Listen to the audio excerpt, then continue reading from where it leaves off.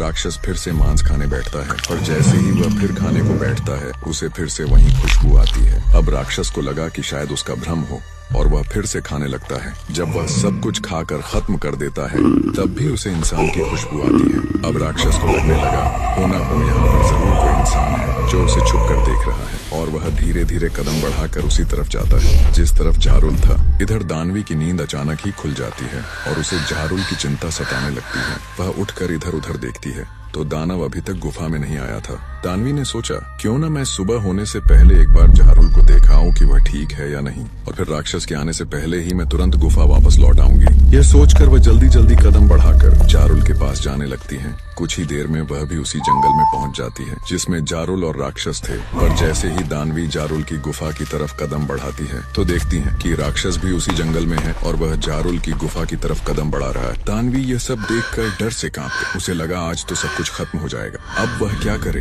तभी दानवी को लगा हो न हो राक्षस को जरूर इंसान की खुशबू आई होगी, इसलिए वह इस गुफा तक आ गया है। लेकिन अब तो मुझे जाकर जारुल को बचाना होगा, नहीं तो राक्षस को सब कुछ पता चल जाएगा। दानवी जल्दी से गुफा के पीछे से होते हुए जारुल के पास पहुंच जाती है और उसे पीछे के रास्ते से ही उठाकर बाहर ले जाती है। लेकिन जैसे ही राक्षस गुफा के अंदर आता है तो वह खुशबू धीरे धीरे कम होने लगती है। अब राक्षस को लगा कहीं ऐसा तो नहीं कि इस जंगल में मुझसे भी बड़ा दानव आ गया हो जो मेरे साथ ऐसा छल कर रहा है, लेकिन आज तो मैं उसका पता लगा के ही रहूंगा। यह सोचते हुए वह भी गुफा में हर तरह से उसे खोजने में जुट जाता है। वह इस बात से इतना परेशान हो जाता है कि वह अब गुफा की दीवार भी तोड़ने लगता है। इधर दानवी जारुल को लेकर गुफा से बाहर निकल आती है और सोचती है कि मैं ऐसा क्या करूं जिससे राक्षस को इंसान की खुशबू आना बंद हो जाए, क्योंकि यहाँ तो मैं भी अधिक देर तक रुक नहीं सकती। अगर राक्षस को इस जंगल में मैं दिख गई तो उसको यकीन हो जाएगा कि वह खुशबू जारुल की ही है। वह जारुल को जमीन में लिटाती है और जंगल में इधर उधर घूम कर देखती है तो उसे एक मृत गाय का हड्डियों का कंकाल मिल जाता है। वह जल्दी से जारुल को अचेत अवस्था में जमीन पर ही रखकर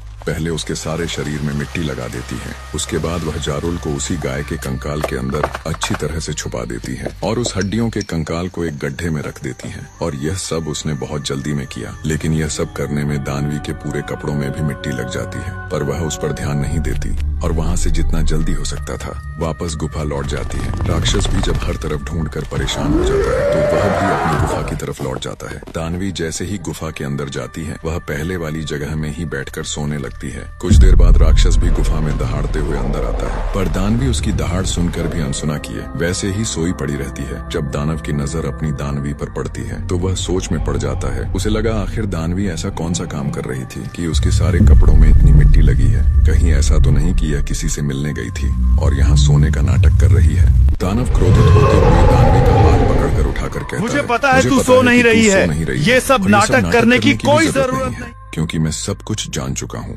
दानवी ने जैसे ही यह सब सुना तो वह घबराते हुए बोली, ये सब क्या कह रहे हो और ऐसा क्या तुम्हें पता चल गया? राक्षस अरे दुष्ट औरत, अरे दुष्ट औरत, पहले तू ये बता तू किससे मिलकर आई? डरते हुए कहा, किसी से तो नहीं। राक्षस बोला, अच्छा अब मुझसे झूठ बोलेगी? तेरे कपड़ों में लगी मिट्टी बता रही है कि तू कहीं गई थी। अब जल्दी से बता दे कहाँ गई थी, नहीं तो मैं तेरा आना जाना ही बंद करा दूंगा। अब दानवी सोच में पड़ गई कि वह राक्षस को क्या जवाब दे। तभी उसने जल्दी से कहा, मैं तो आपको ही ढूंढने गई थी। सारी रात आपको इस जंगल में ढूंढती रही, मगर आप तो कहीं मिले ही नहीं, तभी वहीं से यह मिट्टी भी लग गई होगी। आप गुस्से में बाहर गए थे तो मुझे चिंता हो रही थी, मगर आप तो मुझ पर शक ही करते रहते हो। दानवी के इतना कहते ही राक्षस का क्रोध भी शांत हो जाता है, मगर राक्षस के साथ जो कुछ भी उस जंगल में हुआ था वह उसे भूल नहीं पा रहा था। वह दानवी से डरते हुए मुझे लगता है इस जंगल में मुझसे भी बड़ा दानव आ गया है। कहीं ऐसा न हो कि वह हम दोनों को ही निगल जाए, इसलिए मैं कह रहा हूँ कि तू कहीं मत जाना मुझे बिना बताए हुए।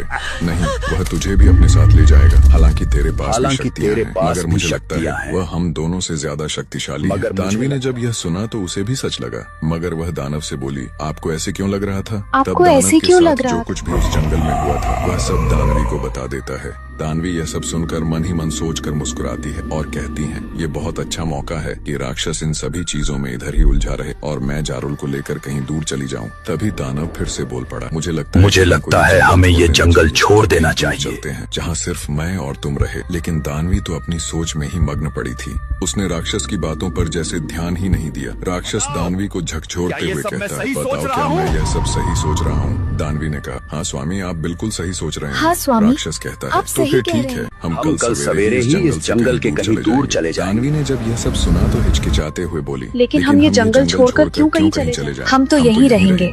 और और आप इसकी बिल्कुल भी चिंता न कि वह करें। दानव हमारा कुछ भी बिगाड़ पाएगा। राक्षस भी दानवी की ऐसी बात सुनकर रुक जाता है और अपने मन से डर को निकाल देता है। मगर अब वह भूल कर भी उस जंगल में नहीं जाना चाहता था जिसमें जारुल था। लेकिन दानवी ने यह सोच लिया था कि वह जारुल को लेकर इस जंगल से ही चली जाएगी, क्योंकि अब वह दिन दूर नहीं जिस दिन राक्षस जारुल तक पहुंच जाए। और अब तो राक्षस भी उस पर हर समय शक ही करता रहता है। अब दानवी उस दिन का इंतजार करने लगी जिस दिन राक्षस गुफा से बाहर जाए, क्योंकि राक्षस जब से उस जंगल से आया था तब से वह बाहर जाना बंद ही कर दिया था। अब दानवी जो भी बनाती राक्षस उसे प्यार से खा लेता और दिन भर राक्षसी के साथ ही रहता। लेकिन दानवी मन ही मन यह सोचती रहती कि अगर ऐसा ही रहा तो वह जारुल के पास कभी जा ही नहीं पाएगी। उसने एक दिन तरकीब लगाई कि क्यों ना मैं आज से राक्षस को मांस बनाकर खिलाना ही बंद कर दूं। तब तो राक्षस गुफा से बाहर जाएगा ही और मैं उससे यह बोल दूंगी कि तालाब की सारी मछलियां ही नहीं हैं। तब तो वह शिकार करने जंगल जाएगा ही। और यह बात सच भी हुई। अगले दिन सुबह दानवी ने कहा कि देखो ना, अब तो तालाब की मछलियां भी नहीं रह गई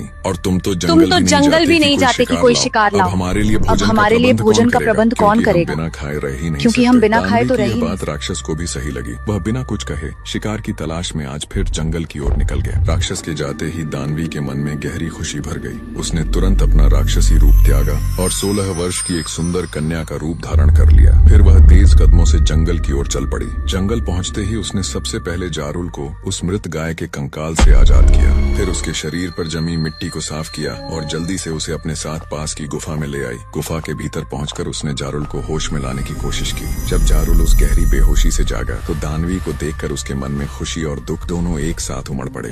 खुशी इस बात की थी कि दानवी उसके पास थी और दुख इस बात का था कि आज उसे लग रहा था कि उसने अपने जीवन की सबसे बड़ी भूल कर दी है यहाँ पर आकर, क्योंकि उसकी जिंदगी अब जिंदगी नहीं रही थी, वह केवल एक वस्तु बनकर रह गया था।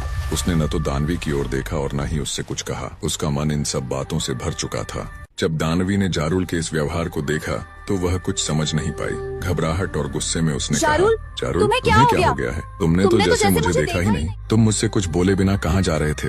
जारुल ने धीमे स्वर में कहा, नहीं, मैं तुम्हें छोड़कर कहीं नहीं जा रहा। बस मुझे ऐसा लग रहा है कि मैं इंसान नहीं, एक वस्तु बन चुका हूँ। मैं इन्हीं सबसे बचकर अपने गाँव से यहाँ आया था, लेकिन देखो मेरी हालत तो वहाँ से भी ज्यादा बुरी हो गई है। तुम्हारे राक्षस की वजह से मुझे एक मरे हुए इंसान की तरह जीना पड़ता है और अगर मेरा मन भी हुआ तो भी मैं तुमसे मिल नहीं सकता और अब तो मैं अपने गांव भी नहीं जा सकता। कभी तो मुझे लगता है कि उस पेड़ से बंधी जिंदगी ही मुझे सुकून दे। लेकिन तुमने मुझे आजाद किया, फिर से प्यार दिखाया और अब उस राक्षस की वजह से हम दोनों की जिंदगी बर्बाद हो रही है। इसीलिए मैं चाहता हूँ तुम राक्षस को छोड़कर या तो राक्षस को छोड़कर मेरे साथ ताकि मैं यहाँ से बहुत दूर चला जाऊँ। मैं अब ऐसे नहीं रह सकता। जारुल की यह बात सुनकर दानवी का हृदय भर आया। उसे जारुल की ऐसी बातों से गहरा दुख हुआ। उसने सोचा ये सब तो मेरी वजह से हो रहा है, इसमें भला जारुल की क्या गलती? वह रोते हुए जारुल से लिपट गई और बोली, तुम सही कह रहे हो, ये सब मेरी ही वजह से हुआ और इसे ठीक भी मैं ही करूंगी। तुम जानते हो मैं राक्षस से क्यों डरती हूँ? मुझे डर लगता है कि कहीं वह तुम्हें कोई नुकसान न पहुंचा दे। अगर मेरे रहते तुम्हारे साथ कुछ बुरा हो गया तो मैं खुद को कभी माफ नहीं कर पाऊंगी। इतना सब कहकर दानवी रोते हुए जारुल के सामने बैठ गई